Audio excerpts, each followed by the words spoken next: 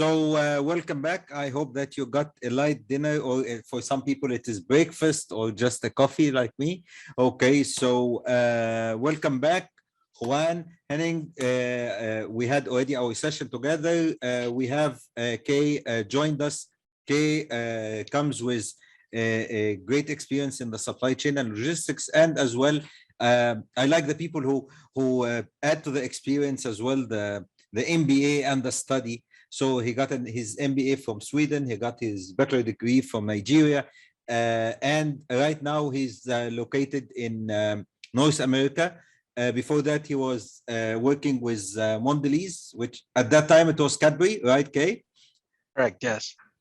Yeah, so welcome to the panel. Our panel today, where it's about the discussion about surviving the pandemic.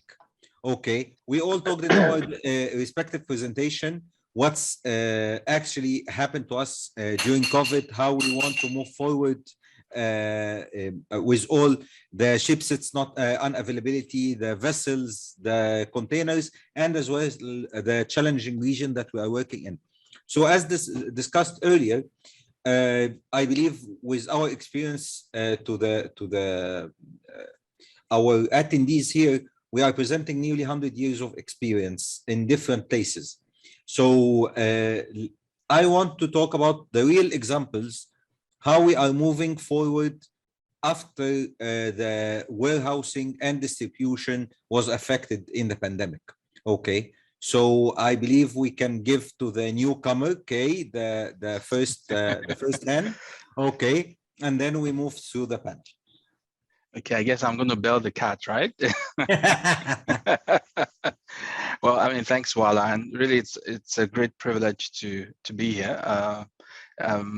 Africa is dear to my heart, obviously, because I'm Nigerian. So I still find time to connect as much as I can with my African colleagues, like in this forum, for instance, just to share ideas and to stay current. So thanks for the opportunity. And let me say, for me, I'll describe the impact of how we managed the impact of the pandemic over a period of time using what I termed as like the 4 R's. So starting with the first R, I would say that would be react. Ordinarily, I should use like a swear word, but I can't use that on this forum. But I think that was the first reaction.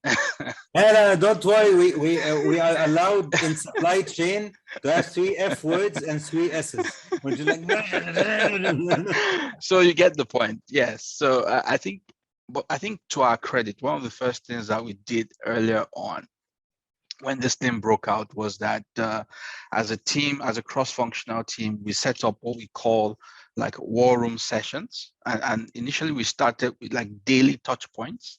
And then as the pandemic progressed and we kind of got things under, in quote, control, this kind of went into weekly and then monthly.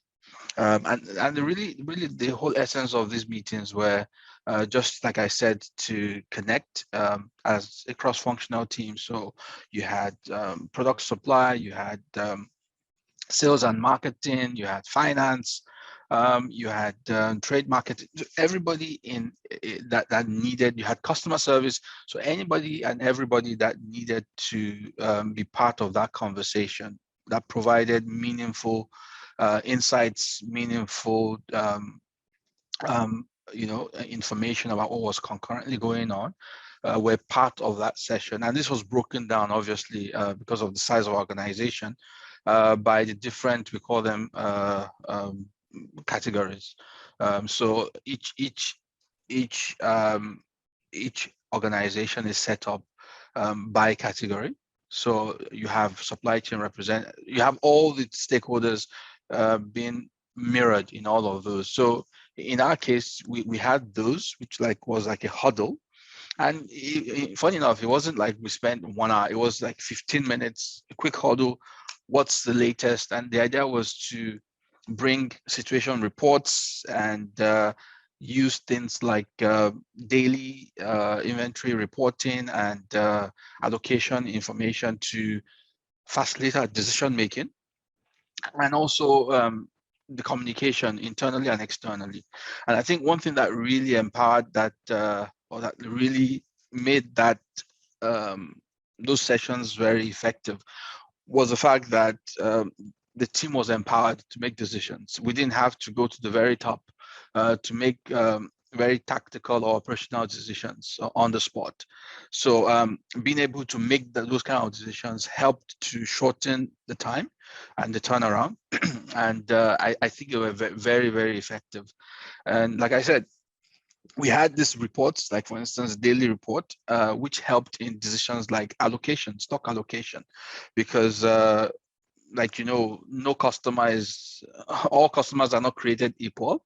All products are not created equal. So we had to allocate and ration what we had at that point before we could make changes down the line. And last but not least was just to have a good snapshot of, okay, what do we have inbound, whether in transit, whether under production in our sites, and clearly, like I said, what we had in our distribution centers. So for me, that was the first R, the react. The next would be readjust, which was, okay, now that we had this system going on, okay, how do we build on that? So things like product segmentation. Like I said earlier, all products are not created equal, where we use product segmentation to determine, okay, what are the really critical SKUs versus SKUs that were not that critical.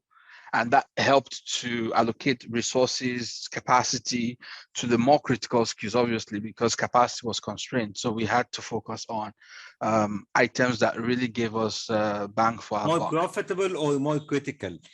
Okay, Uh, I would say we all focused on the more profitable. Profitable for sure, profitable in terms of volume and margins. And then you balance trade-offs. I mean, this is a warehousing and distribution forum, right? Yeah. So obviously, like you guys know, the cost of air freight and even sea freight went through the roof. So decisions had to be very, very value-based, where we had to say, okay, what's the trade-off between the cost of air freight in this item versus the potential lost sales, and for how long? And this kind of conversations were happening like on a day-to-day basis, so that we didn't have to spend so much money for something that was, to your point, that wasn't going to impact us from a profitability perspective. Okay. And yeah. And the last, I mean, I'll just go quickly. Recover will be the next, where now we're thinking, okay, now that we have all our sites far flung, really, how do we now start thinking of, nearshoring and reshoring, to avoid that kind of proximity disparity that we experienced at the outset of the pandemic, and also start building our safety stock levels to the point where we felt a bit more comfortable. We rebuild it again, because we already depleted most of our stocks. Oh, yes. And don't forget, demand skyrocketed too. So yeah, the rate of consumption for certain categories just went through the roof. And the last for me would be rebound, which is now, okay, after all of this, how do we consolidate and take advantage of these challenges that we experienced during the pandemic? So things like digital transformation, both on the demand side and on the supply side, using AI tools and stuff to help us start taking charge of the situation. And product optimization, where we are harmonizing product platforms, where even discontinuing SKUs just to get that scale economy that we had to operate. So for me, that would be, in a nutshell, in summary, how we manage the pandemic. Of course, it's not the end; we're still there, but that's how things. Someone will just find a way to put us in a crisis again. Okay, so thank you, Walaa. Thanks a lot. So building on this first K, so our friend Azuka from Nigeria, Kimberly Clark, is telling you, hi, great to see you here. Okay, Henning, for a different perspective than the packaged goods, we all depend on your company and other companies as our supplier actually to produce. He was talking about, okay, customer demand versus production. Then there is the raw material. So how did you manage, and where do you see we are going on with, again, the same post-pandemic effects? Yes, I give you probably 2 or 3 examples.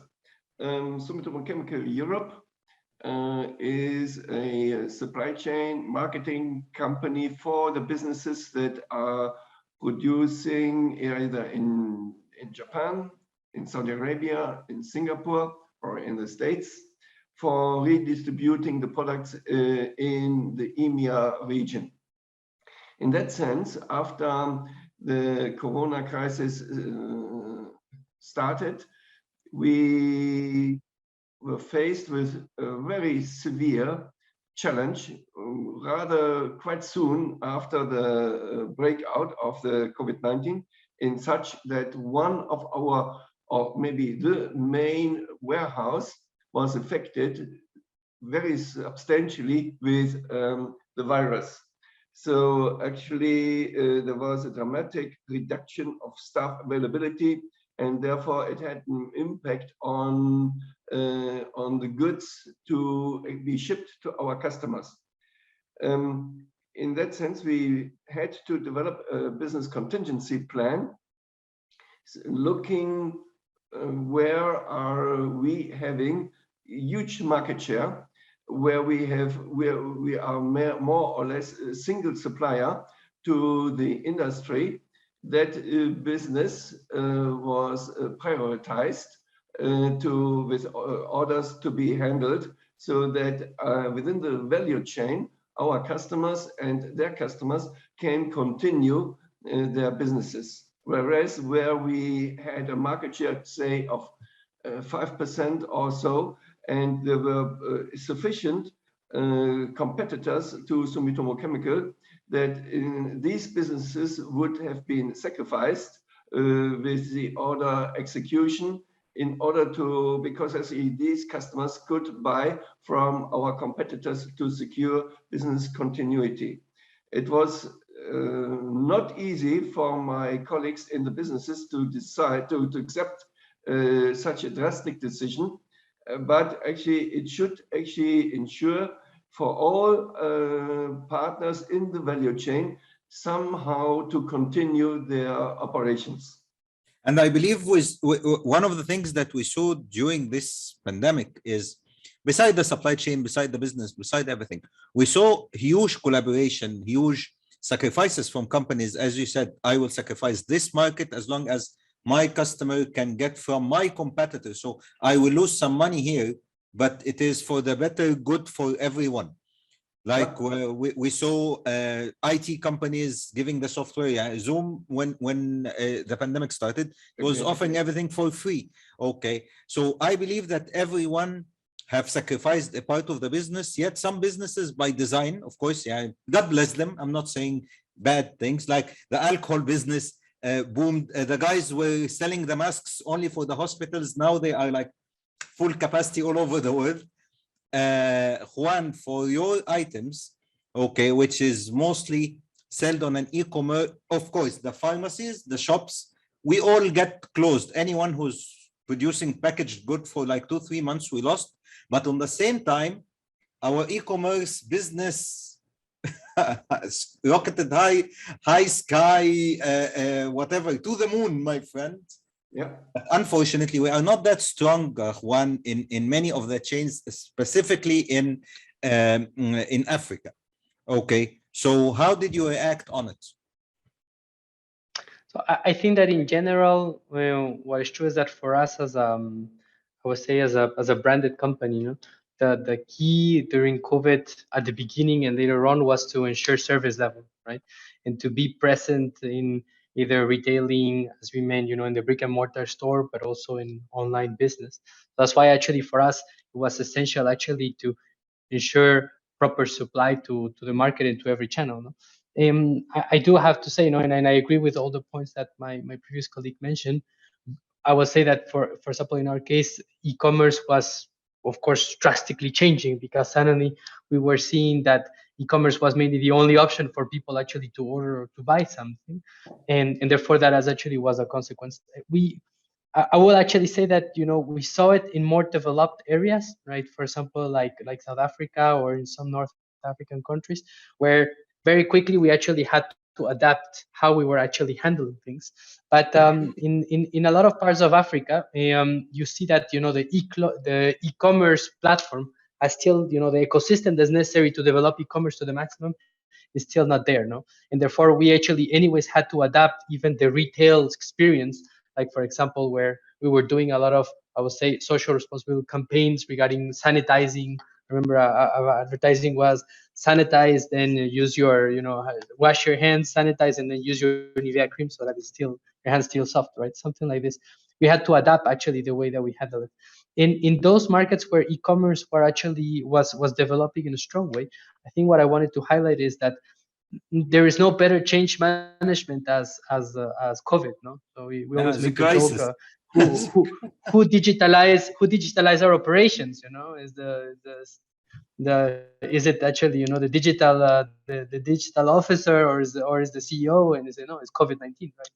So Yes. we were never so quickly forced in order to change everything, in order to actually really create an environment that allow actually to continue selling, because if not, physically it was just not possible. So I think there are two important things. The first one is that a lot of logistic companies, a lot of 3PLs start to, hear now about this buzzword and try to adapt themselves as quickly as they could in order to operate and not be ridiculously expensive. But I think that something that actually happened is that everybody was paying a premium price just to serve. Right? And I agree with the comment from Coyote, like air freight, was used by almost every company. Because suddenly you see sea container delays that were actually unbearable, and if you actually needed to keep a market share, you actually had no choice more than air freight. So, and the same happened for e-commerce. People were actually paying extremely expensive to just be able to be in the platform, to be able to deliver on it. So I think that what was good, and then just to finish on this, is that what is happening is that COVID-19 was actually a first time, I would say, a fighting mode, but now we are actually continue with it. So now it's more a marathon than just a sprint. So what is good is that as we are continuing this marathon, everyone in the chain is adapting their processes in order actually to start having e-commerce, and I would say a more, I would say, structured and reasonable way, even here in Africa. I like the marathon point because what I see right now, خلاص, COVID done 2 years back, finished, not finished, but it became a norm of life. As you were saying, the air freight was an option. If you look at it from a global perspective, if I am like on the chair on the mountain of the global economy, okay, it was great. Sea vessels skyrocketed in the shipping cost, and air freight actually made the airlines survive the situation of the no travel zone. Okay, air freight at a certain point, even for the border countries, as you were talking about Africa and passing the borders, sometimes it is not because of political situation. It is just because this country is in a green zone. This country is now in a red zone. You cannot just send it by truck, and it does not justify a vessel. So just put it on an airplane. Okay, we started to see this, and I believe that even experienced people started to learn new tricks. Building on this, back to Kai, I know you are now in North America, but your experience have been built in Africa. Okay, specifically Nigeria. Nigeria is always like a challenging place, and I would say the whole infrastructure of our African countries is not built for e-commerce as a platform, yet it was built to call the supermarket and request for delivery, which at a certain point you are still serving the retailer and the supermarket. This is not the situation in US. So from a US perspective, if you compare it to an African perspective, what do you see? Yeah, I mean, thanks, Walaa.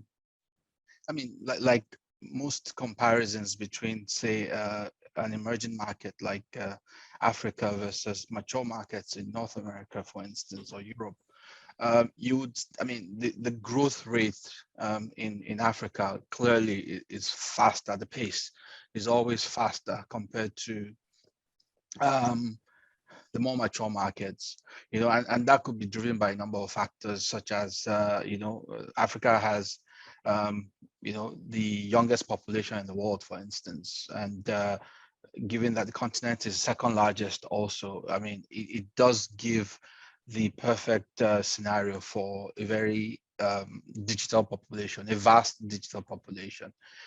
And like in recent years, you know, with the proliferation of smart devices, you've seen the penetration and increase in internet use, you know, has really been on the high. And then you have the availability of more digital platforms, like you said, and even payment services. So we've seen this kind of growth being strong in Africa. But like Juan Carlos said, you have to realize that this, unfortunately, this what I'll call like universe is still dominated by the 5 biggest economies in Africa, and notably Nigeria, South Africa, Kenya in sub-Saharan, and maybe Morocco and Egypt in North Africa. So yes, the pace is fast compared to Europe or North America, but in the scheme of things, if you look at the overall volume of the transactions in Africa, it's just still less than 2% of the global sales of e-commerce. So I think we still have a long way to go in terms of comparing to the rest of the world. Like you pointed out, Walaa, we still have issues with infrastructure, we have issues with security, we have issues with utilities, we have issues with even payment systems and the reliability of digital platforms. But I think we're on the right track. But I think it's still too early to compare with the moment. Yeah, you cannot compare A to Z. Okay, but as an Egyptian, I will build on this. As an Egyptian, when I was visiting Cairo the last time, okay, my mom never thought of using Amazon. Amazon is already in Egypt, but she's used to call the shop to deliver. So in principle, for her, she does not go for the shopping experience itself. She is requesting it from a digital way. Okay, for her, the phone call is a digital way. But for us as supply chain, I'm still giving to the retail shop. It is not coming from my e-commerce channel. This is like when Juan was talking about this country is taking from the supply of the other country. Okay, for him, it is the South Africa demand increase. It is not the other country that is supplying from South Africa. So it is causing problem for us from a demand perspective. So back to Henning, we are always talking in packaging product for e-commerce. Even I am in building material right now. We have our own e-commerce platform. Also, Amazon, you can buy toilets from Amazon. Okay, a full toilet with all its ceramics and all this from Amazon. Okay, but for chemicals, for cement, for those industries, where do we see the e-commerce coming? Or how we will do it? I will find like 5 cement suppliers on Amazon one day and I can buy cement by ton. Okay, for chemicals, will it be the same? Or this industry will not be there in the near future? Well, if you speak about the chemical industry, it depends the nature of the sector you are dealing with. If you are in the B2B business, let's say in the basic chemical, then actually e-commerce is not playing a big part of the game in terms of order placing or order confirmation. We made use e-commerce as a transactional tool like Elemica to simplify the order processing for big volumes. This is a possibility. When we then look into businesses that move closer to the end user, for instance, agrochemicals, then actually e-commerce may come into the play. Frankly speaking, Sumitomo Chemical is not the front runner in that sense here in Europe in terms of e-commerce solutions. We are concentrating on improving our internal efficiencies from the management of inventories to have real-time inventories, calculating what's the best moment at best time to also have the best cash flow implication. So it's more, let's say, looking inside rather than outside to the customers. I agree with this, and I had the same assessment when we looked into the building material in many of the items, which is like, guys, e-commerce is about speed. Let me focus on how much efficient and cost effective I would do the production of the toilet. Then someone will click on it and get it. But mysteriously, it catch up in the region. It's selling. It's now a channel. Okay, but okay, we are here to make it happen. Maybe one day we will be ordering materials through a platform like we saw in one of the presentation. Okay, for the warehouse, now there is like an Airbnb for warehousing. Okay, so we can see chemicals coming from a platform, and maybe the payment will be through credit card. With chemicals, I believe cryptocurrency will be better. Okay, because of the bank transactions will be higher. Okay, and everything will be zero touch. So do we have questions from the floor? What Yes, I please. see here is actually another direction, namely to cross-link various EDI solutions that exist and moving into blockchain solutions. And these are actually already in place in a number of examples in the European chemical industry. So that from the planning and forecasting of receiving your raw materials over the production planning and execution to also managing the financials, i.e. the invoicing to your suppliers, as well as invoicing from your customers to you.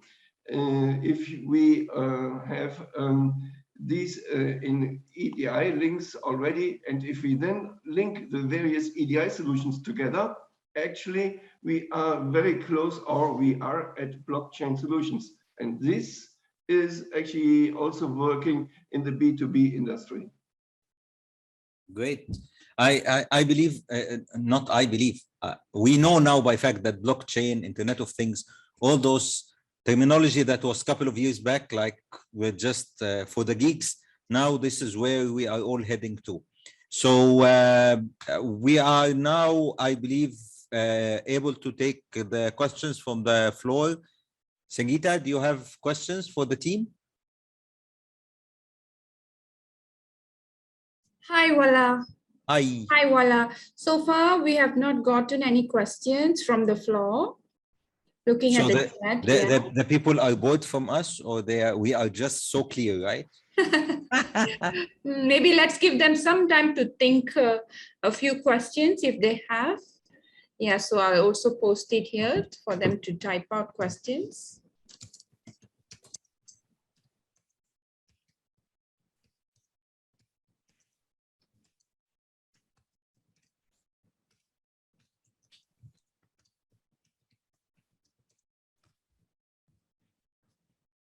Or else we can summarize it. Let's just give them about 3 to 5 minutes to see if they have. Yeah, I think there is one coming in. Okay.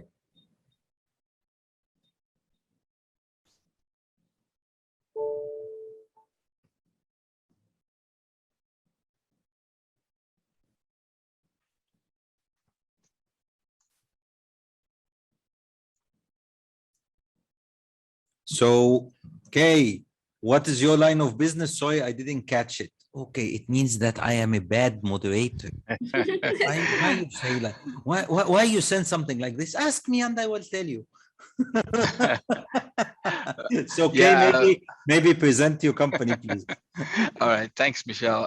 So I work for Bayer Pharmaceuticals, and the division I currently work under is consumer health. So basically, these are on the counter shelves, on the counter products or drugs that we sell across a number of categories, notably nutritionals, which has been really, really good during the pandemic.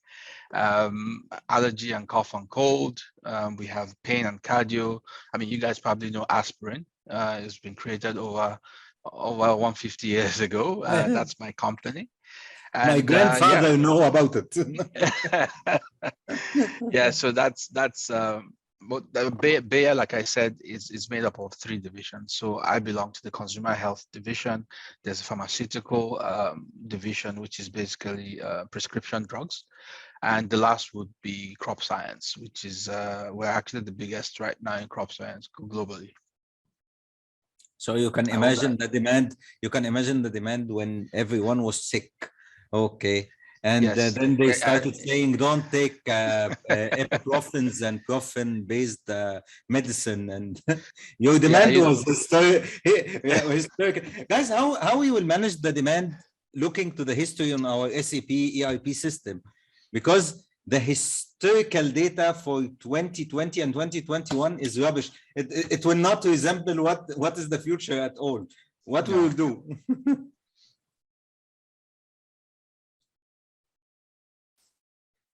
So Juan, what is your plan? You will just work your 2022, because we are all working on the budgets right now, right? You will work your 2022. No, definitely. On what? I think the first thing that most of us did was not to compare 2021 with 2020, right? Because if not, suddenly you see like very nice growth rates, which are fake. And then suddenly now you're comparing with, so the real comparison is 2019. And then you see actually if you're somehow out of the mud or you're still there, right?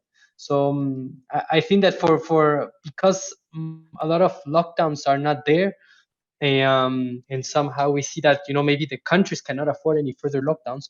We are forecasting taking the demands of 2021 for building 2022.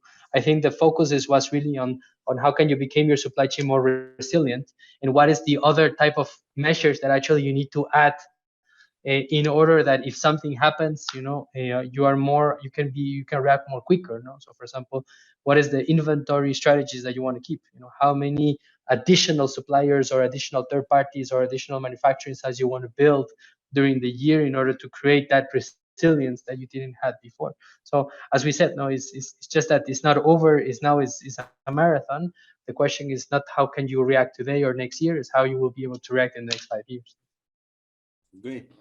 I believe the same is for chemicals, Henning, as well. Yes, for sure. We need to learn from this new experience. Some people say this was the first pandemic and more are probably to come. We need to learn from this situation.